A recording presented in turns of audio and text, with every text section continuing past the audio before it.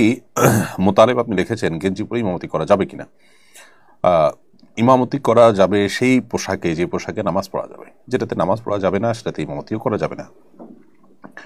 গেঞ্জি পরে, যে সমস্ত গেঞ্জি পরে আমরা কোনো গুরুত্বপূর্ণ জায়গায় ভালো কোনো ব্যক্তির সাথে সাক্ষাৎ করতে যাই না, সে ধরনের পোশাক পরে নামাজ পড়া অনুচিত, মাকরু। ঠিক একইভাবে সেগুলো পরে ইমামতি করাটাও অনুচিত এবং মাকরু।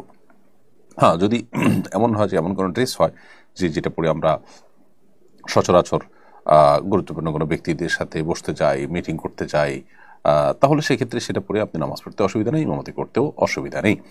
হ্যাঁ, কখনো যদি এমন হয় যে ইমাম নাই, এর চাইতে উপযুক্ত ব্যক্তি নাই, তখন নিরুপায় এরকম ব্যক্তিকে ইমামতি করতে দিলেন, সেটা ভিন্ন কথা, সেটা অবশ্যই জায়েজ হবে। মূলত আল্লাহ সুবহানাহু ওয়া তাআলা বলেছেন, ইয়া বানি আদম খুযু যিনাতাকুম ইনদা কুল্লি মসজিদ, হে আদম সন্তান, তোমরা প্রত্যেক সালাতের সময়, প্রত্যেক নামাজের সময় সৌন্দর্য গ্রহণ করো, শোভা গ্রহণ করো, অর্থাৎ তোমরা সেখানে সুন্দর উত্তম পোশাক পরে সালাত আদায় করার চেষ্টা করো।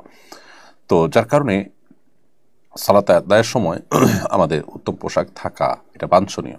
যদি অবহেলা করি আমরা সালাতের প্রতি, সেটা অবহেলার শামিল হবে, বিবেচিত হবে। আল্লাহ আমাদেরকে বোঝার তৌফিক দান করুন। প্রিয় দর্শক,